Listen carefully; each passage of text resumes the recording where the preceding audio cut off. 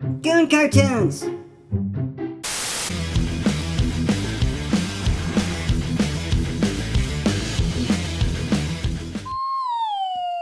Hey everybody, Frank Forte here, veteran of the comic book industry, animation industry, and film and TV. I now work as a storyboard artist, but still dabble in comics, and you can check me out at Frank Forte Art on social media and Asylum Press on the web, which is my indie publishing company. And you can help support indie comics by checking me out and supporting my Kickstarters. This here is Disney Lost and Found by Charles Solomon, exploring the hidden artwork.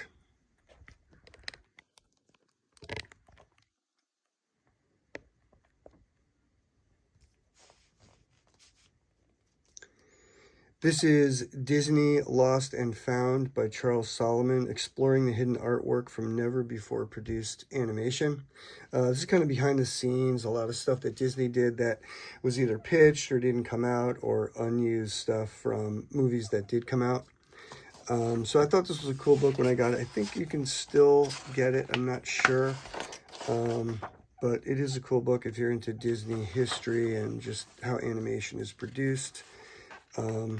I like the long format, but you know, a lot of behind the scenes stuff, drawings, animation, 2D, cool introduction about the Disney studio and what they've done, kind of how they work. I think a little about Pixar. Here we have a really cool drawing from Snow White and the Seven Dwarfs. Unknown, red pencil, storyboard drawing of the soup eating sequence. So maybe that was, you know, unused, or the dwarves were early on. It was like a little bit different. Here's some early stuff for John Lasseter and Mel Shaw. I guess Hans Christian Andersen, The Emperor's Nightingale. I think this was done, yeah, in the 80s. It was probably a pitch that never materialized. Some more work from that. This stuff is really cool. This is the stuff I really dig, is like the pencil drawings from any animated cartoon from the 30s, 40s, or 50s. It's just really cool to see how these artists and these craftsmen worked. I mean, there's just really a lot of just form and artistry in these drawings that you don't see today, or the 2D is just not done like it used to be. Some more of the Seven Dwarfs, Ward Kimball, red pencils. These might have been pencil tests, drawing stuff that was maybe never used. I'm not sure if this was used or not, but it's definitely great to look at it. Here's some storyboards from Dumbo.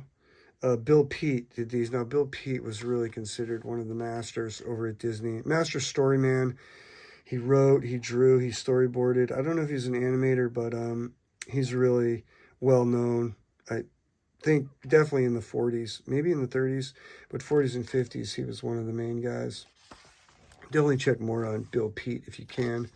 David Hall was another well-known guy that also worked in color. I think he was more concept than storyboard.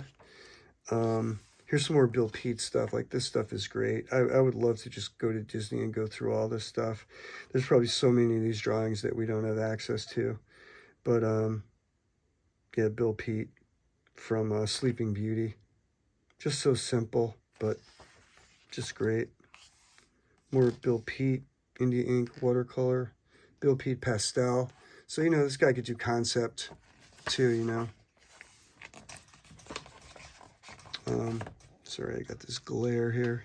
Maybe that's better, huh? Mel Shaw, preliminary pastels, kind of storyboards, beat boards.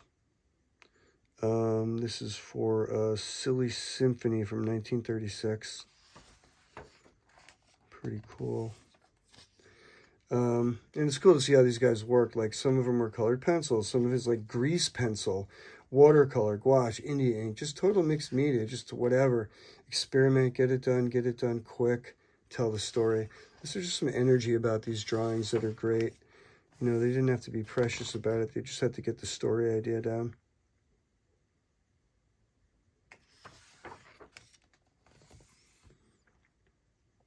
Unknown watercolor, grease, India ink. Sailor's Rescue. I think this might have been Pinocchio. I'm not sure. Maybe Rescuers. Oh, let's see. Vance Gary India Inc. So this is from The Rescuers. Yeah, kind of cool to see this stuff. Fred Lucky, India Ink, colored pencil. See, a lot of these guys might have come from like children's book illustrations. Disney did like to work with a lot of book illustrators. Peter DeCive is one of them. This is from Fred Lucky and Ken Anderson. I'm not sure where this was from. It's kind of been an unused Ethereal World of the Black Forest. It's from the Black Cauldron, early concept work. Just really beautiful pastel stuff. Kelly Ashbury, see, like, and then Disney, like, you had some people that were like classic illustration, like you could tell this person's trained, and other people that were a little more loose, a little more comic booky or more designy, kind of like similar to the 50s style. Didn't really matter what your style was, as long as you could get the story down, and you know, if you could tell a story and you were doing like stick figures, didn't, you know, and that was fine. Doug Ball, Mixed Media, Hunchback for Notre Dame. And here we get into the 90s. Glenn Keane, another master from the 90s. I think he was also working in the 80s, but he really shined in the 90s. Just to see these pencil drawings. Wildlife Lost and Found. So this might have been some stuff that was never realized, I think. Floyd Norman, colored pencil.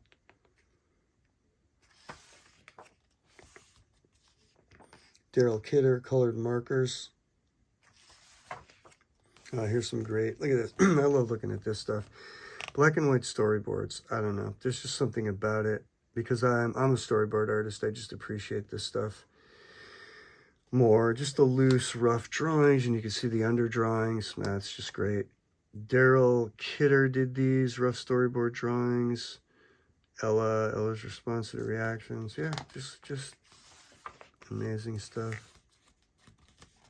Character designs. And, you know, here's another style. Just doing rough markers. Oh, look at that. Hans Bacher concept, Jim Finn digital art.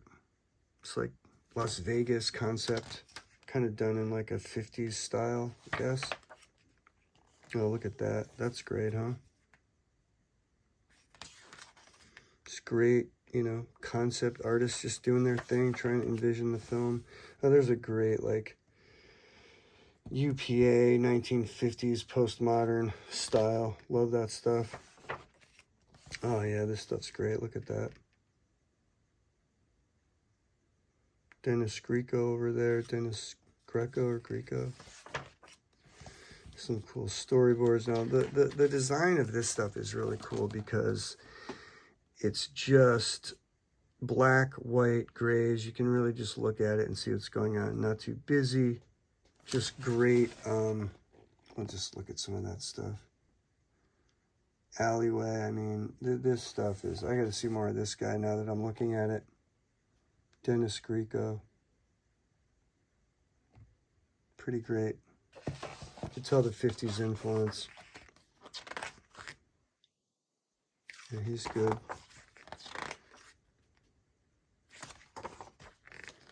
Yeah, more color stylings.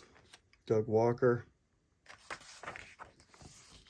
Here's some great characters. Gene Gilmore, India Ink, colored pencil. Just like cool gestural stuff. Trying to figure out the characters, who they are, expressions. Oh, look at these. These are great. Greg Kilman. Now, these are kind of the, I really do like this kind of, I don't know, it's like a style that they were doing in the early 90s, but it was influenced by like the UPA style of the 50s, but you know, it's it's like a little Tex Xavier from the 50s, but also Disney, Ward Kimball. I don't know. It's just, but then it's like Greg Killman. Like, that's his stuff. You know, influenced by 50s graphics. There's a gouache study, background study.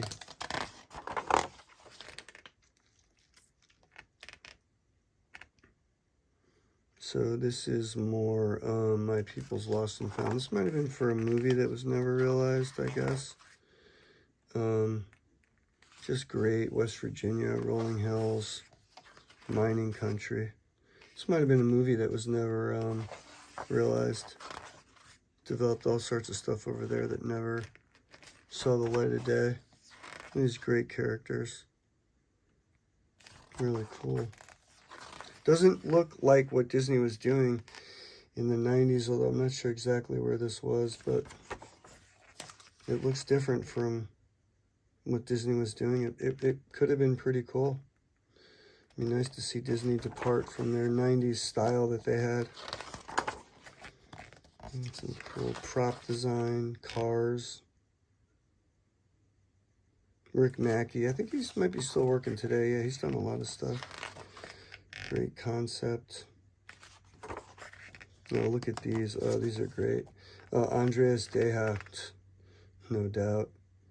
Yeah, he's one of the best. But look at this, just drawing on animation paper, just coming up with ideas for these characters. Just anger study. Jim Finn.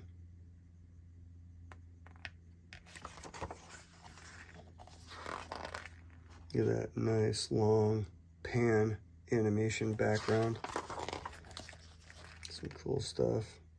This is a nice style. A little more stylized. Here is Andreas Deha, pen and ink. Yeah, some female studies. Just great stuff. More Andreas. Color.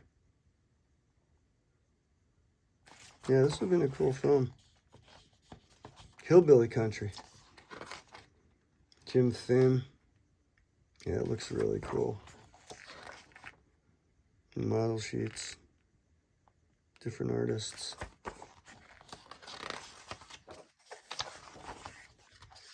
And then they talk about, yeah, some of the films, I think, that they were trying to make.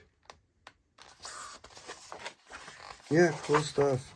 So yeah, anyway, if you can find it, and it's out there, Disney Lost and Found by Charles Solomon. You could probably find it used somewhere.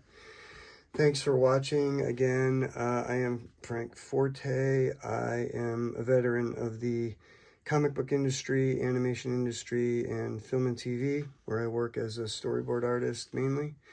You can find me at Frank Forte Art on Twitter, Instagram, and Facebook. Asylum Press is my comic book company, asylumpress.com.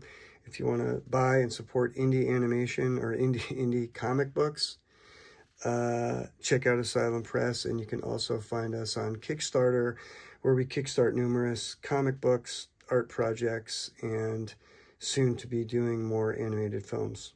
Okay, thanks. Hey everyone, you can check me out on the web at frankforte.com. I have a store there where I sell all sorts of merchandise, artwork, sketches, comic books, enamel pins, stickers, all sorts of cool stuff. You can find me on social media, Frank Forte Art on Instagram, Twitter, and TikTok, and even update Blogger sometimes, but check me out if you want to buy t-shirts and stuff. I have all that stuff on Threadless, Society 6, and Spring, so you can find other types of merch there. Thanks for watching, and subscribe. Thank you. Goon Cartoons! Thanks for watching our videos, and remember to subscribe for more great cartoons. And be sure to ring the bell to be notified every time we upload a new video. And if you liked that last cartoon, check out these other great cartoons. Go ahead, click one. Go for it. Click it.